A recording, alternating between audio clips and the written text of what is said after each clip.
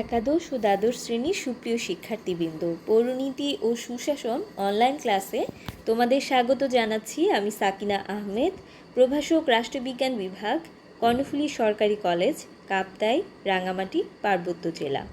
প্রিয় শিক্ষার্থীবৃন্দ, আশা করি তোমরা সবাই সুস্থ আছো এবং নিরাপদে আছো আর আমার অনলাইন ক্লাসের সাথে যুক্ত আছো। তো প্রিয় শিক্ষার্থীবৃন্দ, আজকে আমি তোমাদের পৌরনীতি ও সুশাসন দ্বিতীয় পত্র থেকে দশম অধ্যায় থেকে নাগরিক সমস্যা ও আমাদের করণীয় এই অধ্যায় থেকে দুর্নীতি বা করাপশন একটি গুরুত্বপূর্ণ ভয়াবহ সামাজিক ব্যাধি, যেটা আমাদের বাংলাদেশের সার্বিক উন্নয়নকে আসলে বাধাগ্রস্ত করছে।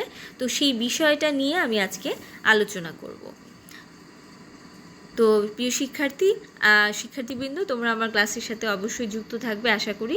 আর এই ক্লাসটি তোমাদের জন্য খুবই গুরুত্বপূর্ণ এবং তোমাদের সবার জন্য খুব উপকারী হবে, এই আশা নিয়ে আমি আমার ক্লাসটি শুরু করছি। তো আজকের যে আলোচ্য বিষয় সেটা হচ্ছে দুর্নীতির ধারণা। এই ক্লাস থেকে তোমরা পাবে দুর্নীতির কারণসমূহ সম্পর্কে জানতে পারবে, দুর্নীতি দমনের যে উপায়গুলো সেগুলো সম্পর্কে তোমরা ধারণা পাবে। আচ্ছা, দুর্নীতি বা দুর্নীতির ধারণা। তো বাংলাদেশের আর্থসামাজিক প্রেক্ষাপটে আসলে দুর্নীতি একটা অত্যন্ত ভয়াবহ বা অন্যতম ভয়াবহ সামাজিক একটা ব্যাধি, যার কারণে সামাজিক ব্যাধি বলতে বোঝায় যে হচ্ছে সামাজিক একটা রোগ। তো সামাজিক ব্যাধি যার কারণে বাংলাদেশের সার্বিক উন্নয়ন ব্যাহত হচ্ছে। দুর্নীতি মানব ইতিহাসের একটি ঘৃণিত বিষয়। কৌটিল্য প্রায় 2000 বছর আগে তার অর্থশাস্ত্র নামক গ্রন্থে দুর্নীতি নিয়ে আলোচনা করেছিলেন। তো আভিধানিক অর্থে দুর্নীতি বলতে বোঝায় যা নীতি বিরুদ্ধ, যেগুলো কুনীতি, অসদাচরণ, সেগুলো হচ্ছে দুর্নীতি। অন্যভাবে বলা যায় সত্যশীলতা, সদ্গুণ বা নৈতিক নীতির ক্ষতি সাধন, নষ্টকরণ, অপকর্মে, অনুচিত বা বেআইনি কর্মে উৎসাহ দান। অক্সফোর্ড অভিধান অনুসারে দুর্নীতি মানে অস্বাভাবিক উপায়ে কোনো কিছু করা। দুর্নীতির ইংরেজি প্রতিশব্দ হচ্ছে করাপশন। করাপশন শব্দটি এসেছে ল্যাটিন শব্দ করাপশাস থেকে, যার অর্থ হচ্ছে ধ্বংস বা ক্ষতি সাধন। জাতিসংঘ প্রণীত manual on anti corruption policy অনুযায়ী ব্যক্তিগত স্বার্থ উদ্ধারের জন্য ক্ষমতার অপব্যবহার করাই হলো দুর্নীতি। ক্ষমতার অপব্যবহার বলতে সরকারি ও বেসরকারি উভয় ক্ষেত্রকেই বোঝানো হয়। নৈতিক দিক থেকে আসলে নীতি বিচ্যুতি বা নীতি বিরুদ্ধ কাজই হচ্ছে দুর্নীতি। প্রশাসনিক দৃষ্টিকোণ থেকে দুর্নীতির একটি ভালো সংজ্ঞা দিয়েছেন প্রফেসর ডক্টর মোহাম্মদ শামসুর রহমান। তিনি বলেন, ব্যক্তিগত স্বার্থ চরিতার্থ কিংবা আত্মীয় স্বজন, বন্ধু বান্ধব বা অন্য কাউকে সুযোগ সুবিধা প্রদানের উদ্দেশ্যে যদি কোনো সরকারি কর্মী নিজের খেয়াল খুশি মতো সরকারি ক্ষমতা বা পদমর্যাদার অপব্যবহার করেন বা অন্যায় কোনো কাজ করেন বা ন্যায়সঙ্গত কাজ করা থেকে বিরত থাকেন, তাহলে তার এমন কার্যকলাপকে দুর্নীতি বলা যায়। বাংলাদেশ দুর্নীতি দমন কমিশন দুর্নীতি সম্পর্কে তাদের প্রকাশিত হ্যান্ড ব্রুশিয়ারে বলেছে, ব্যক্তি স্বার্থ অর্জনের বা ব্যক্তিগত লাভের উদ্দেশ্যে অর্পিত ক্ষমতার অপব্যবহারই হচ্ছে দুর্নীতি। উক্ত ব্রুশিয়ারে দুদক আরও উল্লেখ করে, যে কর্মকাণ্ড সাধারণভাবে বিবেকের কাছে গ্রহণযোগ্য নয় তাকেই দুর্নীতি বলে। তো আশা করি প্রিয় শিক্ষার্থীবৃন্দ, দুর্নীতি কাকে বলে তোমরা বুঝতে পেরেছে, যে দুর্নীতি হচ্ছে আসলে ক্ষমতার অপব্যবহার। যে তোমাকে একটা ক্ষমতা দেয়া হলো, যে ক্ষমতা দেয়া হয়েছে জনগণের উপকার করার জন্য বা দেশের স্বার্থে, সেই ক্ষমতাকে তুমি ব্যক্তিগত স্বার্থ অর্জনের ক্ষেত্রে বা নিজের পরিবারের জন্য, আত্মীয় স্বজনের জন্য সেই ক্ষমতার যদি অপব্যবহার করো, সেটা দুর্নীতি হবে। আর দুর্নীতি হচ্ছে নীতি বিরুদ্ধ কাজ, নীতি বিরুদ্ধ কাজই হচ্ছে দুর্নীতি। তো আসলে যে কাজগুলো কখনোই সাধারণভাবে বিবেকের কাছে গ্রহণযোগ্য হয় না সেগুলো হচ্ছে দুর্নীতি। তো দুর্নীতির পেছনে যে কারণগুলো রয়েছে, তো দুর্নীতির কারণগুলো জানতে আর এই কারণগুলো উদ্ঘাটন করতে দেশি বিদেশি বিশেষজ্ঞ গবেষকগণ চেষ্টা করছেন। তারা দুর্নীতির কিছু কারণ উল্লেখ করেছেন। এর মধ্যে টিআইবি, ট্রান্সপারেন্সি ইন্টারন্যাশনাল বাংলাদেশ কর্তৃক চিহ্নিত দুর্নীতির কারণসমূহ হচ্ছে জবাবদিহিতার অভাব, ইচ্ছামাফিক ক্ষমতার ব্যবহার, একচ্ছত্র ক্ষমতার ব্যবহার, স্বচ্ছতার অভাব, ক্ষমতাশীল ব্যক্তিদের প্রভাব, স্বল্প বেতন ইত্যাদি। এছাড়া অভাব ও লোভকে অনেকে দুর্নীতির কারণ হিসেবে উল্লেখ করেছেন। মূলত আসলে অভাব ও লোভ অসংখ্য অপকর্মের সূচনা করে, কারণ অধিকাংশ মানুষ এই দুটি বিষয় তাড়িত হয়েই দুর্নীতিটা করে। তো অভাব ও লোভকে আসলে অসংখ্য অন্যায়ের আমরা অন্যায় বা অপকর্মের প্রসূতি বলতে পারি বা জননী বলতে পারি। কারণ আসলে দেখা যায় অধিকাংশ মানুষই আসলে লোভ এবং অভাব এই দুটা কারণেই বিশেষ করে দুর্নীতিতে জড়িয়ে পড়ে। তো এইগুলো ছাড়াও আসলে বেশ কিছু অন্য কারণ রয়েছে দুর্নীতির পেছনে, সেই কারণগুলো নিয়ে আমরা একটু আলোচনা করব। অন্যান্য যে কারণগুলো রয়েছে দুর্নীতির পেছনে সেগুলো হচ্ছে সরকারের কর্মকাণ্ডে স্বচ্ছতার অভাব রয়েছে, অর্থাৎ জনগণের স্বার্থ জড়িত কাজ ও প্রকল্প বিষয়ে জনগণকে সম্পৃক্ত এবং অবহিত করা হয় না। এরপরে রয়েছে তথ্য জানার অধিকার সংক্রান্ত আইনের অভাব। এরপরে বাক স্বাধীনতা সহ গণমাধ্যমের স্বাধীনতার অভাব, দুর্বল আর্থিক ব্যবস্থাপনা, যথাসময়ে রাষ্ট্রীয় প্রতিষ্ঠানসমূহের হিসাব নিকাশ সম্পূর্ণ না হবার দীর্ঘসূত্রিতা। তারপরে রয়েছে পরিবার, ব্যবসা বাণিজ্যিক প্রতিষ্ঠানগুলোর দুর্নীতি পরিমাপের জন্য নিয়মিত জরিপ পরিচালনা না হওয়া। এরপরে দুর্বল কর প্রশাসন ও কর ব্যবস্থা। এরপরে রয়েছে সর্বমহলে গণতান্ত্রিক মনোভাবের অনুপস্থিতি।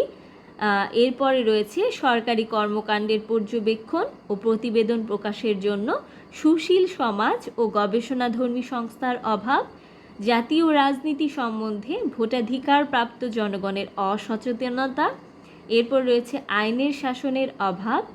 এরপরে রয়েছে বিচার বিভাগের স্বাধীনতার অভাব ও আইনের দুর্বলতা। এরপর রয়েছে দুর্নীতির তথ্যদাতার নিরাপত্তার অভাব, সামরিক ও বেসামরিক স্বৈরশাসন, সৎ কর্মচারীদের যথাযথ মূল্যায়ন না করা এবং অসৎ কর্মচারীদের বিচার না করা। এরপর রয়েছে ক্ষমতার বিকেন্দ্রীকরণের অভাব। ক্ষমতার বিকেন্দ্রীকরণ বলতে বোঝায় ক্ষমতাকে ক্ষুদ্র ক্ষুদ্র অংশে বিভক্ত করে তৃণমূল পর্যায়ে পর্যন্ত পৌঁছে দেয়া। তো ক্ষমতা এক জায়গায় কেন্দ্রীভূত থাকলে দুর্নীতির সুযোগ থাকে, তো ক্ষমতা যদি বিকেন্দ্রীভূত হয় তাহলে কিন্তু ক্ষমতার অপব্যবহারটা রোধ করা সম্ভব। এরপর রয়েছে দুর্নীতি প্রতিরোধে রাজনৈতিক দলগুলোর দুর্বল অবস্থান ও রাজনৈতিক অস্থিরতা। এরপর রয়েছে দেশপ্রেম ও মানবিক ও নৈতিক মূল্যবোধের অভাব ও অবক্ষয়। তো দুর্নীতির কিছু প্রভাব রয়েছে। তো দুর্নীতির যে প্রভাবগুলো আমরা দেখতে পাই সেগুলো হচ্ছে বাংলাদেশের সমাজ জীবনে দুর্নীতির মারাত্মক কিছু নেতিবাচক প্রভাব লক্ষ্য করা যায়। মানবাধিকার প্রতিষ্ঠা ও রক্ষা, জাতীয় উন্নয়ন কে ত্বরান্বিত করা, এগুলো ক্ষেত্রে আসলে মারাত্মক প্রতিবন্ধকতা সৃষ্টি করে দুর্নীতি। দুর্নীতির কারণে সমাজে ধনী ও দরিদ্রের মাঝে দূরত্ব ও বৈষম্য বাড়ে। এক শ্রেণীর লোকের সম্পদের পাহাড় গড়ার হীন মনোবাসনার কাছে ক্রমেই অসহায় হয়ে পড়ে দরিদ্র শ্রেণীর মানুষের জীবন। দুর্নীতির ফলে জাতীয় আয় এবং মানুষের মাথাপিছু আয় কমে যায়। দুর্নীতির প্রভাবে সরকারি ও বেসরকারি উন্নয়ন পরিকল্পনার সুচারু বাস্তবায়ন বাধাপ্রাপ্ত হয়। এরপরে গণতান্ত্রিক ব্যবস্থায় জনগণের অংশগ্রহণের কথা উল্লেখ থাকলেও দুর্নীতির কারণে তাও বাধাগ্রস্ত হয়। ফলে সরকারের সাথে জনগণের দূরত্ব বৃদ্ধি পায়। দুর্নীতির কারণে বহির্বিশ্বে দেশের ভাবমূর্তির ব্যাপারে নেতিবাচক দৃষ্টিভঙ্গি গড়ে ওঠে। এর ফলে দাতা সংস্থা ও বিদেশি বিনিয়োগকারীরা মুখ ফিরিয়ে নেয়। এরপরে ক্ষমতার অপব্যবহার সমাজের অন্যান্য মানুষদের জন্য নেতিবাচক উদাহরণ সৃষ্টি করে। ফলে সাধারণ মানুষ দুর্নীতির প্রতি আকৃষ্ট হন। এর ফলে সামাজিক শৃঙ্খলা ও সংহতি বিনষ্ট হয়, যার ফলে সাধারণ জনগণ, বিশেষভাবে সুবিধা বঞ্চিত জনগোষ্ঠীর মানবাধিকার লঙ্ঘিত হয়। দুর্নীতির প্রভাবে মানুষ কর্মবিমুখ হয়ে পড়ে। সর্বোপরি নৈতিক চেতনা হারিয়ে মানুষ অমানুষে পরিণত হয়। আচ্ছা, দুর্নীতি দমনের কারণগুলো, দুর্নীতি কাকে বলে, এর প্রভাব নিয়ে আমরা আলোচনা করলাম। তো এই দুর্নীতিকে আমরা কিভাবে দমন বা প্রতিরোধ করতে পারি, প্রতিরোধের উপায়গুলো কি কি, সেগুলো নিয়ে আমরা একটু আলোচনা করব।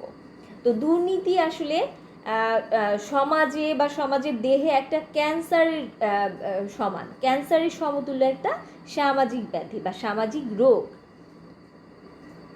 তো দুর্নীতি ওর কারণসমূহকে পুরোপুরি যদি আমাদের নির্মূল করতে হয় বা নির্মূল করা যদি সম্ভব হতো, তাহলে আসলে আমাদের দেশ বা পৃথিবী আসলে অনেক উন্নতির দিকে যেত। কিন্তু আসলে দুর্নীতি ও এর কারণগুলোকে আসলে পুরোপুরি বা সমূলে নির্মূল করা হয়তো সম্ভব নয়।